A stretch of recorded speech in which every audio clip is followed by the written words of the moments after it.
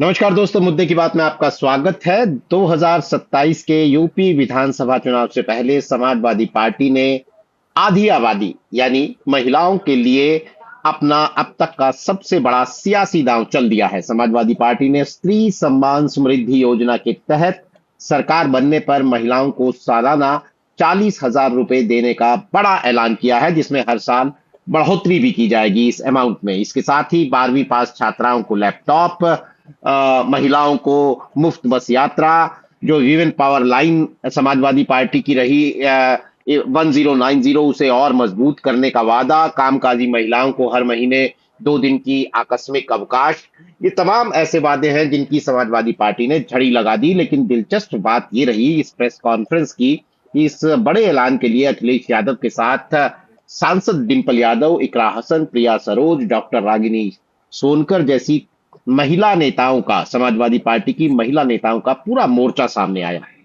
अब आप ये समझिए कि 2022 के जो विधानसभा चुनाव थे, वहां बीजेपी को समाजवादी पार्टी के मुकाबले 13% ज्यादा महिला वोट मिला था, जिसने बीजेपी की जीत में अहम भूमिका निभाई थी। मध्य प्रदेश में लाडकी बहना योजना, जिसकी बहुत चर्चा होती है जब भी महिलाओं के लिए कोई घोषणा होती है। महाराष्ट्र में माजी लाडकी बहन योजना शुरू की गई थी। झारखंड सरकार ने भी योजना शुरू की थी। तो कुल मिलाकर ये तमाम ऐसे एक्सपेरिमेंट हैं जो महिलाओं के लिए डायरेक्ट बैंक ट्रांसफर या डायरेक्ट बेनिफिट ट्रांसफर यानी पैसे देने की जो योजनाएं हैं, उन्होंने चुनाव का खेल बदला है। तो क्या समाजवादी पार्टी का ये 40,000 का वादा महिला सुरक्षा और कानून व्यवस्था जैसे मुद्दों पर जो बीजेपी की मजबूत दावेदारी है, उसको पछाड़ पाएगा? क्या डिंपल यादव के नेतृत्व में ये रणनीति 2027 के लिए समाजवादी पार्टी के सत्ता के दरवाजे खोलेगी? इस पर बात करने के लिए, इसके तमाम पहलुओं को समझने के लिए हमारे साथ मौजूद हैं डॉक्टर उत्कर्ष सिन्हा। उत्कर्ष जी, हर साल 40,000 रुपए महिलाओं को देने का ऐलान, क्या समाजवादी पार्टी ने मास्टर स्ट्रोक खेल दिया है अपना चुनाव के लिए? नीरज जी, बहुत इंटरेस्टिंग आज का ये दिन रहा था। मैं हम्म। खुद भी गया था वहां पे।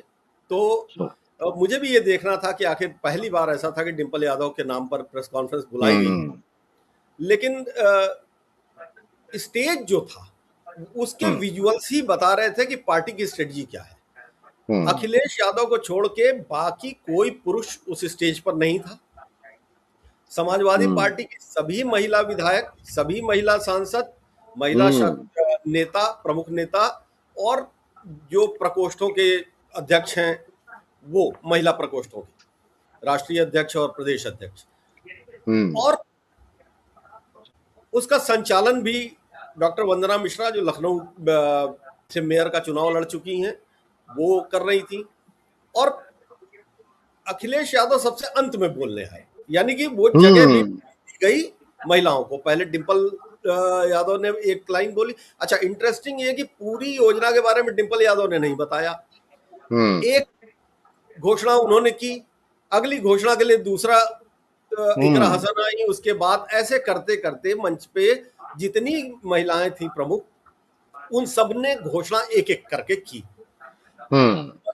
एक विजुअल दिखाई दिया कि समाजवादी पार्टी को की जो पार्टी के भीतर जो महिला नेतृत्व है, उसकी वैरायटी और उसकी डाइवर्सिटी क्या है। तो वो एक एक बहुत इंटरेस्टिंग चीज जो शोकेस किया समाजवादी पार्टी ने। हम्म। दूसरा, कई बार during press conference, during this program, सवालों के बीच में ये बताने की या जताने की बिल्कुल कोई कमी नहीं छोड़ी कि हम्म। भरोसा किस पर करेंगे। उन्होंने कहा कि रिलेट किया कि जब जापान से कोई आया प्रतिनिधिमंडल, तो उसको हम्म। वो 10-90 दिखाने ले गए जो हमने बनाया था। 10 साल में इनके पास नया कुछ नहीं था दिखाने के लिए, यानी कि ये इंश्योर करें कि हमने किया था। उसके हम्म। बाद महिला सुरक्षा की बात, फिर उन्होंने वो बताया कि कैसे हाथरस में वो हुआ, या बुलडोजर जब चला तो बच्ची अपनी किताब लेके भाग रही थी, और ये सारे दृश्य हम्म। बताने शुरू किए। तो एक एक एक ये मैसेज देने की कोशिश हो रही थी कि हमने ये सब चीजें शुरू की थी। बीजेपी ने जो जो शुरू किया उसको नहीं किया। जैसे उन्होंने कहा कि ये 40,000 जब बात हो रही है तो ये कैसे 40,000 है। हम्म। हमने पहले शुरू किया था 500 रुपए डायरेक्ट ट्रांसफर कर रहे थे हम महिला सम्मान बिल्कुल। निधि, हम्म 10 साल में बीजेपी ने नहीं दिया। तो अब हम्म आप ये सोचो कि हमने उसको कहा था कि 1,500 किया, फिर उसके बाद में हमने 22 में कहा कि हम 3,000 करेंगे, तो 12 तिया 36, और 10 साल इन्होंने जो नहीं दिया उसका इंटरेस्ट 40 हो गया। तो हाँ, ये जो बातें थी, अच्छा उसके अलावा इम्पॉर्टेंट जो कनेक्ट करने वाली चीजें थी वो था 26,000 स्कूल जो प्राथमिक स्कूल बंद हुए हैं उत्तर प्रदेश में, उनको फिर से हम्म खोलेंगे। हर जिले में मल्टी स्पेशलिटी हॉस्पिटल करेंगे। एम्बुलेंस का जिक्र किया उन्होंने, जो महिलाओं की डिलीवरी के लिए एम्बुलेंस चलवाई थी, अ, वो नहीं चल रही है, हम करेंगे तो उसको इंश्योर करेंगे और अपग्रेड करेंगे। तो एक तरीके से वो याद भी दिला रही थी पार्टी कि 10 साल पहले की सरकार में महिलाओं के लिए क्या क्या किया था, जो इस हम्म सरकार में बिगड़ गया है, और उसके बाद हम उसको अब और अपग्रेड करके ला रहे हैं। और इस चीज पर मुहर लगाने के लिए अखिलेश यादव नहीं थे, इस चीज को मुहर हम्म लगाने के लिए डिम्पल यादव थी, इकरा हसन थी, रागिनी सोनकर थी, प्रिया सरोज थी, डॉक्टर मधु गुप्ता थी, नसीम सोलंकी थी। मतलब महिलाओं की बात, महिलाओं, और सबसे इंटरेस्टिंग नीरज जी क्या हुआ कि जब अखिलेश यादव ने बोलना शुरू किया तो उनसे किसी पत्रकार ने जब ये सवाल पूछ दिया कि क्या आप महिलाओं को टिकट भी इसी प्रोपोर्शन में देंगे, तो उन्होंने इस मौके का बहुत जबरदस्त फायदा उठाया। उन्होंने कहा कि बीजेपी जितना टिकट देगी हम उससे ज्यादा देंगे, एक बात, और दूसरी बात आप उनसे पूछो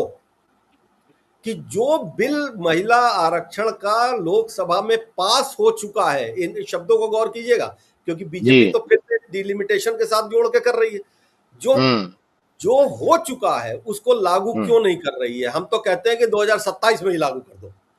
यानी ये हम्म मैसेज कि हम विमेन के साथ जो है, और हमारे पास कोई संकट नहीं है महिला नेतृत्व का, हम्म महिला सम्मान का।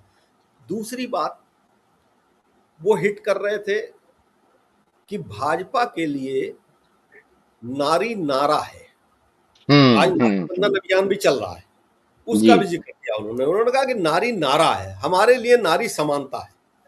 अच्छा, हम्म जब ये कार्यक्रम शुरू हुआ उस वक्त भी संचालन करते हुए डॉक्टर वंदना मिश्रा ने यही लाइन ली कि इस वक्त देश में दो धाराएं चल रही हैं।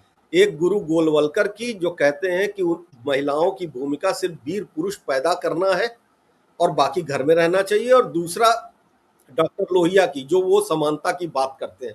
सो बेसिकली ये आज के प्रोग्राम से कई काउंटर्स हो रहे थे, कई हम्म मैसेज जा रहे थे, और उस मैसेजिंग में आप महिला को कैसे देखती है समाजवादी पार्टी, महिला नेतृत्व कितना मजबूत, कितनी डाइवर्सिटी है, क्योंकि जो डायस था वो भी विजुअली बहुत रिच था इस मामले में, कि एक तरफ हम्म देवी की बहन जो प्रदेश अध्यक्ष है महिला सभा की, वो बैठी हुई है, जो बिल्कुल आप कहिए कि वो उनकी पढ़ाई नहीं हो पाई परिस्थितियों में। हम्म दूसरी तरफ लंदन से आई हुई इकरा हसन, दूसरी तरफ सुप्रीम कोर्ट की वकील प्रिया सरोज। तो ये एक, फिर सीमा राजभर बैठी हुई है जो हम्म ग्रास रूट लड़ाई। तो एक एक रेंज दिखा रहा था कि हम सजावटी नेतृत्व तो नहीं है। अच्छा, पीडीए को लेके भी जी। हर बार की तरह नए हम्म एब्रीविएशन आए, ए से आधी आबादी आया।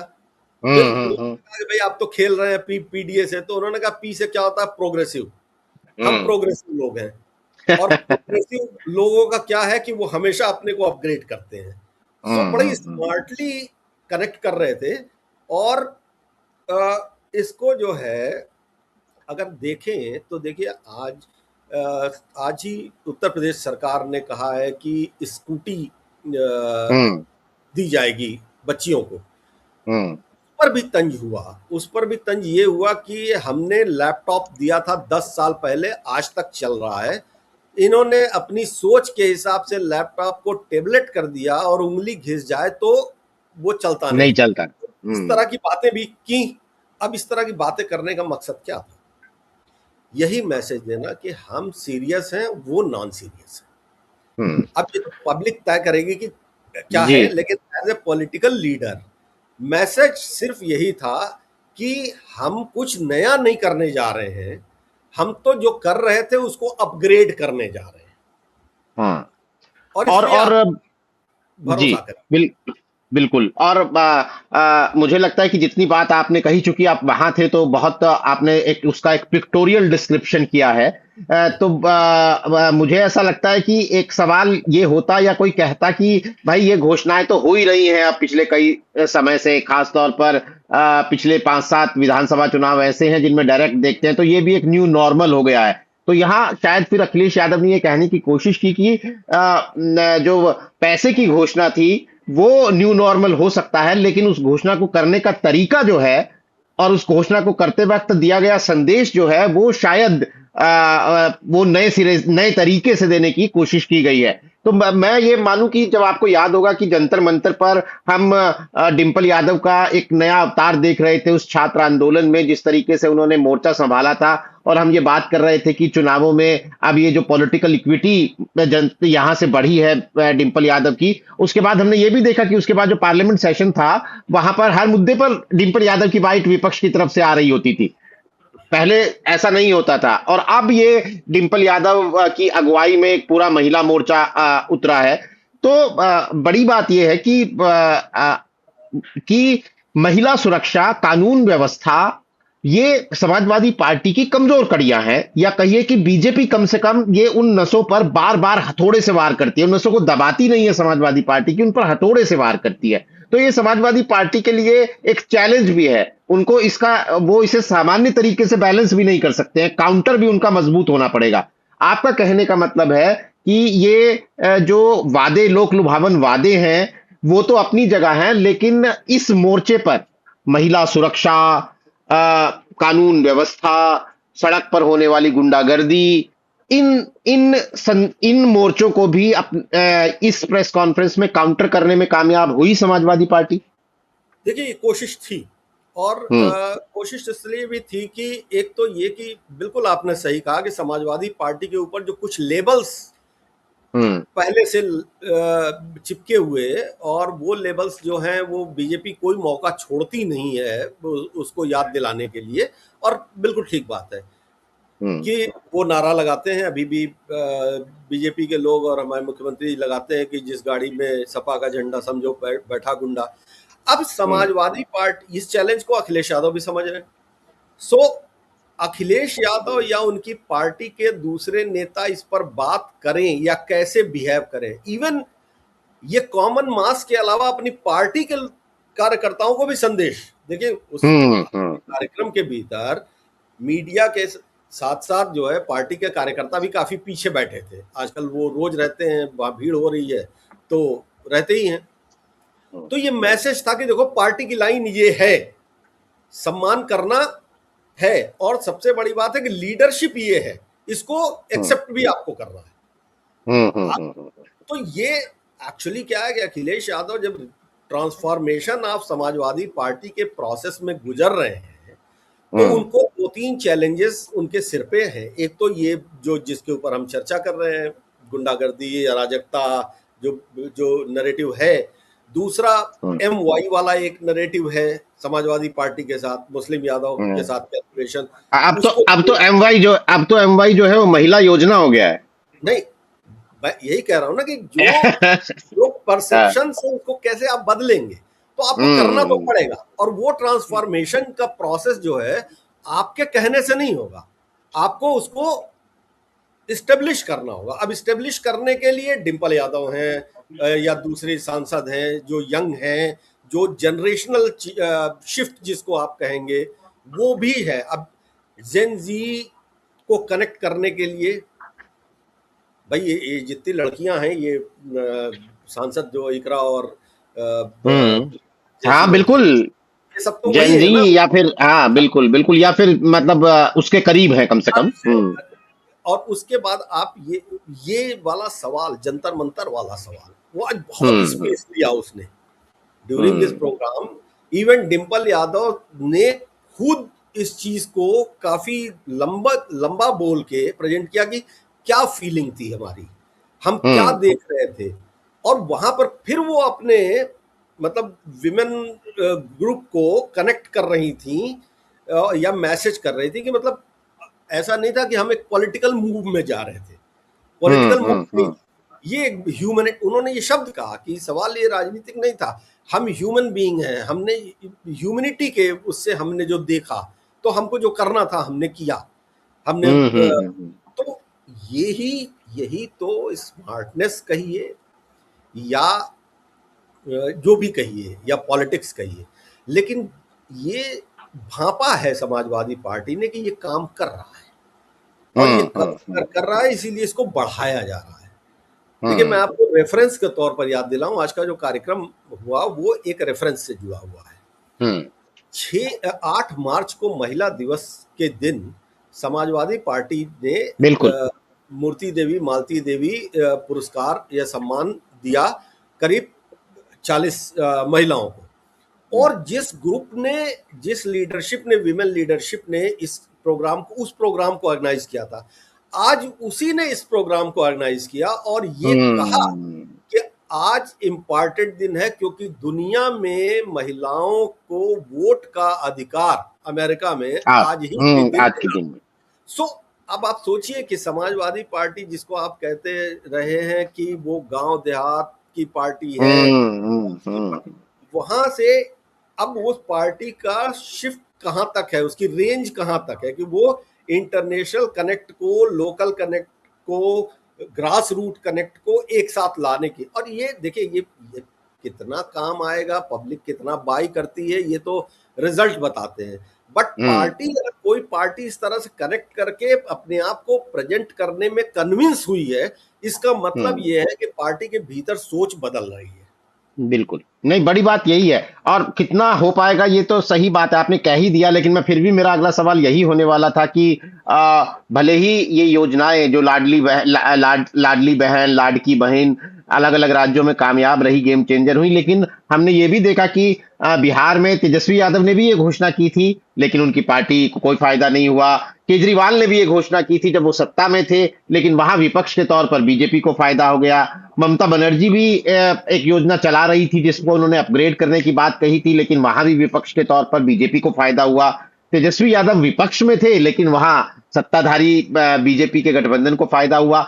तो कुल मिलाकर कुछ गेम चेंज यानी कि कुछ सक्सेस स्टोरीज हैं, तो कुछ फ्लॉप एग्जाम्पल भी हैं जहां पर ये घोषणाएं नहीं चली। ऐसे में मैं आपसे, आपने कहा कि ये रिजल्ट बताएंगे कि ये होगा या नहीं, मैं फिर भी आपसे एक एनालिस्ट के तौर पर पूछना चाहता हूं कि जिस जिस कन्विक्शन की बात आप कर रहे हैं वो समाजवादी पार्टी में नजर आ रही है महिलाओं के मुद्दे को लेकर, क्या उस कन्विक्शन को कोट अनकोट समाजवादी पार्टी की एक अब तक की छवि, उसके चश्मे से देखते हुए इस कन्विक्शन को क्या यूपी के लोग या यूपी की महिलाएं बाय करेंगी? देखिए, बहुत सारी योजनाएं चली हैं, हम लोग, आपने जिक्र किया उसका। हम्म हुआ क्या कि जैसे उस चीज, उस पॉइंट को भी आज यहां एड्रेस किया गया। हम्म भरोसा किस पर है, किस पर नहीं है, और भरोसा किस पर नहीं है उसके कई कई बीच बीच में उदाहरण दिए जा रहे थे, माने भाजपा सरकार के, कि ये कहा किया हम्म क्या, हमने तो किया था, हम तो उसी को हम्म बिल्ड कर रहे हैं। ठीक है। दूसरा, ये जो परसेप्शन चेंज वाली एक्सरसाइज है, वो एफर्ट जो है, ये आज का स्टेज उसी उसी की वजह से ये स्टेज था कि who will take the guarantee.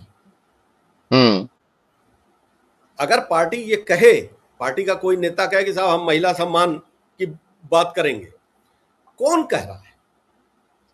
Akhilesh Yadav कह रहे हैं, शिवपाल यादव कह रहे हैं, शायद असर नहीं हो या कम हो, लेकिन हम्म। गारंटर्स मौजूद हैं और वो कह रहे हैं कि हम करेंगे। हम्म। तो जब गारंटर कम्युनिटी से ही है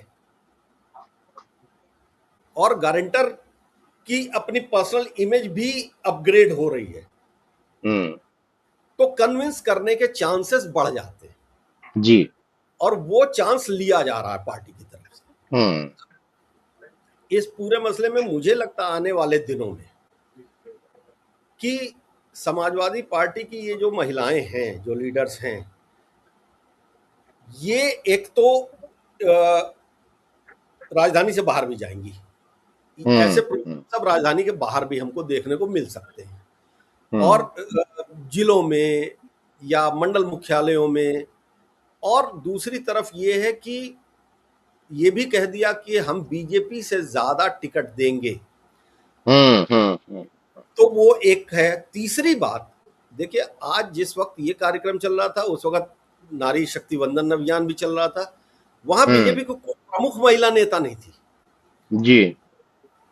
तो अब सवाल ये कि आज की तारीख में भारतीय जनता पार्टी उत्तर प्रदेश के भीतर, अगर आप देखिए, विमेन लीडरशिप का एक बड़ा वैक्यूम है। जो मंत्री हम्म। हैं, जो लोग भी मंत्री हैं, दो दो तीन चार जो भी मिनिस्टर्स हैं, वो प्रभाव नहीं है उनका। जी। वो वो स्टेज पे भी हमको देखने को नहीं मिलती हैं। वो हम्म। वोकल भी नहीं हो रही हैं। और दूसरी तरफ यहाँ पे शोकेस है कि ये देखो, ये एक्टिव लोग जो जो हर जगह हम्म। दिखते हैं, जिनकी एक प्रोफाइल भी है। तो अपर हैंड बनाने की एक कोशिश। तो मैं कह रहा हूं कि इस दौर में क्या है नीरज भाई, कि जितना मैसेज होता है, विजुअल भी हम्म। उतना ही मैसेज आगे बढ़ाते हैं। अब हम्म। वो मैसेज विजुअली इतना स्ट्रांग था, अब जी इतना। बिल्कुल। अच्छा, हम्म। बीजेपी के सामने अब संकट आ गया है। नहीं नहीं, मैं एक सवाल, आप बीजेपी पे आएंगे, मैं आपसे एक सवाल पूछ रहा हूं, मतलब सवाल के अलावा ये मेरी अपनी राय भी है।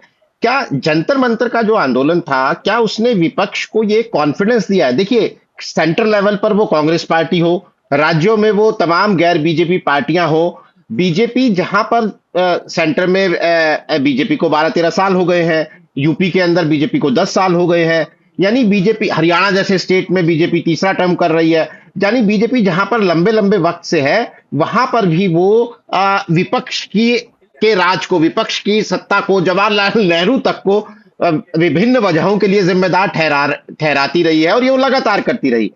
शायद जंतर मंतर के आंदोलन ने विपक्ष को यह कॉन्फिडेंस दिया कि यार, ये जेनजी नाम की जो एक पीढ़ी है, इस पे हमने ये ध्यान ही नहीं दिया। उसने जंतर मंतर में वो कम से कम सवाल किया कि हमें तो पता ही नहीं, 10 साल पहले, 10 साल पहले हम तो स्कूल जा रहे थे, 10 साल पहले हम तो खिलौनों से खेल रहे थे, आप बात कर रहे हैं कांग्रेस पार्टी ये कर रही थी, हमें तो पता नहीं, हमने तो आपका राज देखा है, हमारी तो उम्र ही 20 साल है, मैं तो तब 7 साल का था। तो शायद विपक्ष को ये एक कॉन्फिडेंस आया है कि एक टेरिटरी है जिसे हम एड्रेस ही नहीं कर रहे थे, और हम बीजेपी का जो वो एक आक्रमण था हमारी पुरानी सरकारों पर, हम उस पे ही डिफेंसिव हुए जा रहे थे। मतलब ये आपको नहीं नहीं लगता नहीं, है बहुत कि? बहुत बहुत अच्छी बात है। और इसको मतलब हाँ। ये बात, मैं इसको एक एग्जांपल से आपको बताऊं दर्शकों को। प्रथम विश्व हम्म। युद्ध जब चल रहा था तो उस वक्त तोपों का जमाना था, हम्म। और नॉर्थ अफ्रीका के भीतर दोनों पक्ष लड़ रहे थे। इतने गोले पड़े, इतने गोले पड़े कि बीच की धरती जो है वो गड्ढे में चली गई, गड्ढा हो गया। हम्म। अब हम्म। इधर से तोप जा नहीं सकती थी, उधर से आ नहीं सकती थी। स्टेलमेट, जिसको डिफेंस की हम्म। लैंग्वेज में बोलते, स्टेलमेट हो गया था। हम्म। तो वहां पे इजाद हुआ टैंक का, यानी कि हम्म। तोप की गाड़ियों के ऊपर चेन लगा दी गई। हम्म। जंतर मंतर का जो ये आंदोलन है हुआ, इसने भारत की राजनीति में यही तोपों की गाड़ियों के हम्म। ऊपर चेन लगा दिया है। और ये चेन विपक्ष ने पहले इस्तेमाल कर लिया है, तो उसकी गाड़ी आगे बढ़ गई है। अब ये तो सच बात है कि ये जो करीबन 28-29% हम्म। वो बनता है, और ये वो ग्राउंड है जहां बीजेपी बैकफुट पे है, क्योंकि हम्म। सरकार बीजेपी की थी, चुनौती उससे थी, सवाल उससे थे, और जवाब देने का तरीका भी उसी का था। और हम्म। उससे जो डिस्ट्रेस पैदा हो, जो जो डिस्ट्रेस था, वो गुस्से में जब बदला, तो हम्म। वो किसकी तरफ जाएगा?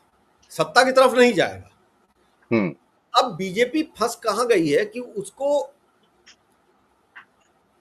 रास्ता नहीं मिल रहा है कि इस मसले को अपनी तरफ कैसे, अब जैसे कहा कि अब युवाओं जेनजी से संवाद करेंगे, अब जेएनजी से आप संवाद क्या करेंगे भाई? ठीक है, सरकारी कार्यक्रम कर लोगे, सरकार आपकी ये कर लोगे, लेकिन वो जेएनजी जो आंदोलन कर रहा है उससे आप कहाँ जाके संवाद कर रहे हो? तभी तो ये समस्या खड़ी हुई। आज आज आज अब लौटते हैं आज पे। आज जो था वो बार बार ये एस्टेब्लिश भी किया गया कि इस आंदोलन में पहले दिन से समाजवादी पार्टी के नेता शामिल हुए। पुष्पेंद्र सिंह की बात हुई, प्रिया की बात हुई, ये लोग जाते भी रहे थे और जी उन्होंने कहा कि बिल्कुल। देखिए इंडिया गठबंधन ने ये फैसला किया था कि ऐसे ऐसे किया जाए, पहले हम पार्लियामेंट में बात करें और उसके बाद जब नहीं हुआ तो 20 तारीख को हम वहां गए यहाँ और वहां के जो हालात देखे और फिर वो द्रवित और वो इमोशन सब हुआ, तो वो टेरिटरी को कैप्चर तो कर लिया। देखिए चाहे राहुल गांधी का संवाद वाला कार्यक्रम चल रहा हो, छात्रों की गूंज। हाँ। हाँ, छात्रों की गूंज का, चाहे समाजवादी पार्टी अपने तरीके से वो ये मैसेजिंग कर रही है, लेकिन कर तो रही है, यही कर रहे हैं। हाँ। दूसरी तरफ अब बीजेपी मान लीजिए छात्रों से संवाद करना शुरू भी करती है तो क्या करेगी? हाँ। भरोसा दिलाना, सरकार में आप हैं तो आपको तो एक्ट करना पड़ेगा ठोस और दिखाना पड़ेगा। अपोजिशन के पास तो गुंजाइश है कि वो भी सवाल ही पूछ सकता है, सत्ता के साथ ये गुंजाइश नहीं होती है। तो यहाँ पे ये अपर हैंड मिल गया, इसने मनोबल बहुत बढ़ा दिया है और फोकस भी बढ़ा दिया है। और फॉर्चुनेटली यूपी के भीतर, मैं फिर कह रहा हूँ, खासतौर पर विमेन की बात कर रहा हूँ, क्योंकि महिलाओं के आरक्षण का भी एक सवाल है, पॉलिटिकल एजेंडा तो बना हुआ है। पॉलिटिकल एजेंडा अगर है और ये बार बार कहा जा रहा है कि ये तो बिल पहले पास हो चुका है, आप लागू नहीं कर रहे हैं और हम तैयार हैं, हमारे पास देखो लीडरशिप है चुनाव लड़ने के लिए, और ये सिंपैथेटिक लीडरशिप है जेएनजी के लिए। डिंपल लगा कि मैं मां के तौर पर मैंने ये चीज महसूस की। अब आप मतलब भारतीय समाज तो भावनाओं पे भी बहुत चलता है ना सर। तो बिल्कुल हर बिल्कुल। चीज यहाँ मौजूद है। आज आज के पैकेज के भीतर सब कुछ मौजूद था। तो अब नैरेटिव बिल्ट एक दिन में नहीं होते, एफर्ट कितना, कंटिन्यूटी कितनी बनती है। 6 मार्च के बाद आज 26 अगस्त, 26 अगस्त के बाद क्या? तो समाजवादी पार्टी को अगर इस नैरेटिव को और स्ट्रॉन्ग बिल्ड करना है, बढ़ाना है, तो उसको कंटिन्यूटी भी वैसे ही रखनी पड़ेगी। एक एक सवाल मेरा और है कि आपने कहा कि सरकार की सत्ता की जवाबदेही ज्यादा होती है। विपक्ष के पास तो सवाल पूछने की, सवाल उठाने की एक आजादी होती है, ये बात सही है, लेकिन सरकार के पास संसाधन भी तो ज्यादा होते हैं। अभी योगी आदित्यनाथ ने घोषणा की कि अगले 6 महीने में नियुक्ति पत्र देंगे 1 लाख लोगों को। पिछले दिनों सूत्रों से एक खबर आई थी कि बीजेपी जो है वो 50,000 रुपए चुनावों से पहले महिलाओं को देने वाली है। हालांकि उसकी कोई आधिकारिक पुष्टि ना तो हुई, ना ही सरकार की तरफ से, सूत्रों की तरफ से उसको कोई हवा दी गई। लेकिन मेरा मूलतः सवाल यह है कि सरकार के पास संसाधनों की वजह से, और अभी जो वक्त बचा है जिसकी आप बात कर रहे हैं कॉन्टिन्यूटी की, उसमें एक मौका तो है ही अपना दांव खेलने का। तो क्या ये advantage of first mover Akhilesh Yadav इसमें ले लेंगे, या आपको अभी लगता है कि अखिलेश यादव को बहुत कॉन्फिडेंट होने की या खुश होने की जरूरत नहीं है कि हमने एक पहले दांव खेल दिया है? क्योंकि अभी बीजेपी के पास और सरकार के पास अपना दांव खेलने का वक्त भी है, संसाधन भी है, तरीके भी हैं, और फिर वो बीजेपी है जो कि पहले से ही चुनावी दांव पेच में उसका अपर हैंड रहा है। तो ये, या इस मोर्चे पे आप अखिलेश यादव को का कैसे एनालिसिस करेंगे? देखिए, अगर कोई भी नेता इतने से खुश हो जाता है तो आप समझ लीजिए कि वो बहुत बड़ी गलतफहमी में। और जिस तरह से अखिलेश यादव को पिछले 2-3 सालों में बदलते हमने देखा है, वो किसी खुशफहमी में रहने वाले हैं नहीं। एक बात। दूसरी बात, बीजेपी के सत्ता है, डबल इंजन है, संसाधन भी बहुत है, अवसर भी है, लेकिन अब ये सवाल हो रहे हैं कि 10 साल की सरकार में ये क्यों नहीं हुआ, चुनावी टाइम में क्यों हो रहा है?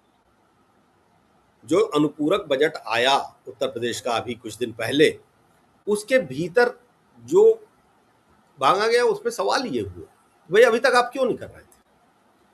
अच्छा, अब उस क्यों नहीं कर रहे थे का कोई खैर जवाब नहीं देता है, लेकिन ये है कि ठोस कदम क्या, अब ये जो 40,000 वाली घोषणा है, इस पे बड़ा इंटरेस्टिंग पॉइंट है।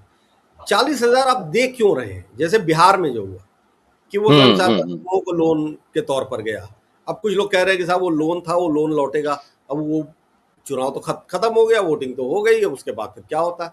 यहाँ पे नारी सम्मान निधि है, ये क्लियरिटी है कि ये वापस करने वाला पैसा नहीं है, ये आपका आपको देना है, आप गरीब महिलाओं को मिलेगा। दूसरा, दो तीन हम्म। और खास चीजें हुई थी जिसका जिक्र जरूर करना चाहिए, जो कहीं कहीं हिट करेगा। हम्म। तौर पे उस सवाल की बात जब कर रहे हैं कि समाजवादी पार्टी की सरकार में लड़कियों की सुरक्षा एक बड़ा सवाल है। 10-90 आप बार बार कह रहे हैं। ये आज उन्होंने कहा कि पुलिस में भी 33% आरक्षण होगा, पुलिस में भी 33% महिलाओं का आरक्षण होगा। उसके अलावा जो निराश्रित विधवा महिला है उसको पक्का लोहिया आवास देंगे। हम्म। ये जो सारी चीजें हैं, एक भाई आप संसाधन है, लेकिन आप कितनी चीजों करोगे? आज स्कूटी की घोषणा हो गई, स्कूटी का टेंडर हो, इसके पहले लैपटॉप की घोषणा हो गई थी, तो वो सब होगा। प्रोसेस लगता है ना अनाउंसमेंट। अच्छा, हम्म। अनाउंसमेंट अगर मैच्योर नहीं हो रहे हैं हम्म। तो आज बड़ा सवाल, अभी 60 साल की महिलाओं को बस में मुफ्त यात्रा की घोषणा हो गई। अब आज हम्म। सवाल, मैं वहां कुछ महिलाओं से बात कर रहा था, तो उनका ये कहना कि ये बताइए कि उतनी बुजुर्ग औरत अकेले चलेगी क्या? हम्म। किसी बच्चे को साथ लेके जाती तो उसको उसको भी मुफ्त होना चाहिए। जो बड़ा जा रहा था उसका आधा किराया था, तब तो मानते कि सपोर्ट हो रहा है। तो अब हम्म। ये सब होता क्या ना कि जैसे जब पॉइंट्स आ जाते हैं तो उस हम्म। लोग अपने हिसाब से उसका विश्लेषण करते हैं, अपने हिसाब से सवाल करते हैं। अपने असली चीज है चर्चा। जी। अब यहाँ पे मुलायम सिंह जी को मैं याद कर रहा हूँ। नेताजी कहते थे कि नेता को 3 चीज चाहिए: चर्चा, हम्म। पर्चा, खर्चा। हम्म। तो चर्चा के लिए छोड़ दिया, अब उसको कॉन्फिडेंस दिलाना काम है नीचे कार्यकर्ताओं का। हम्म। सरकार घोषणाएं कर रही है, सरकार कितनी तेजी से इंप्लीमेंट कर लेती है, अब सरकार के सामने भी ये चुनौती है। जी। तो दो चीजें स्टेब्लिश है: जेन जी एक एजेंडा है, नौकरी रोजगार एक एजेंडा है, आर्थिक सुरक्षा समानता एक एजेंडा है, और सबसे बड़ा एजेंडा महिला वोटर है। हम्म। अब राजनीति के भीतर भले ही शुरुआत भारतीय जनता पार्टी ने की, लेकिन अब ये एजेंडे में है। सो विमेन वोटर्स इंपॉर्टेंट हैं। इस चीज को दोनों पार्टियां जब समझ लेती हैं, तो मैं हमेशा कहता हूं कि लोग कहते हैं कि ये राजनीति है, राजनीति ये राजनीति है, तो ये बड़ी अच्छी राजनीति है। अगर हम्म। अगर आप शिक्षा को राजनीति पर राजनीति कर रहे हैं, बहुत अच्छी बात है भाई। अगर आप महिलाओं सुरक्षा पर राजनीति कर रहे हैं, बहुत अच्छी बात है। हम्म। आप महिलाओं के स्वावलंबन की पर राजनीति कर रहे हैं, ये और अच्छी बात है। हम्म। क्योंकि इसके अलावा नहीं तो राजनीति होगी क्या? बिल्कुल। जाति धर्म संप्रदाय पर राजनीति थोड़ी हो, वो अच्छी बात है। हम्म। सो ये मुझे लग रहा है कि अखिलेश यादव ने आज ये जो समाजवादी हम्म। पार्टी का प्रोग्राम था, इन पूरी चीजों को समझते हुए आगे बढ़ा दिया। नहीं, बिल्कुल। कुल मिलाकर जो 2027 के विधानसभा चुनावों की जो तैयारियां चल रही हैं, जो राजनीतिक पार्टियों की कोशिशें चल रही हैं, वहां पर अखिलेश यादव की या समाजवादी पार्टी की इस 40,000 रुपए की आर्थिक मदद की घोषणा ने एक बड़ी लकीर खींच दी है। जाहिर तौर पर अभी हमें ये देखना होगा कि बीजेपी इसके काउंटर में, इसके जवाब में क्या लेकर आती है। लेकिन महिला वोटर फोकस में आ गया है, जिसकी बात लगातार हो रही थी। ये कहा जा रहा था कि शायद यूपी के अंदर जहां कानून व्यवस्था पर बीजेपी की जबरदस्त दावेदारी है, वहां शायद बीजेपी को इसकी जरूरत ही ना पड़े। लेकिन ये महिला वोटर अब इस राजनीति के 2027 के चुनाव की राजनीति के केंद्र में आ गया है, और अखिलेश यादव ने राजनीति के इस पूरे तालाब में जो एक ये बड़ा पत्थर फेंका है, इससे जो लहरें उठेंगी, इसके जो छींटे होंगे, उनका क्या असर होता है वो हम देखेंगे। उस पर हमारी नजर बनी रहेगी। हमारे साथ इस कार्यक्रम में शिरकत करने के लिए डॉक्टर उत्कर्ष सिन्हा, आपका बहुत बहुत शुक्रिया। तमाम दर्शकों का भी आभार। दोस्तों, फिलहाल के लिए नमस्कार।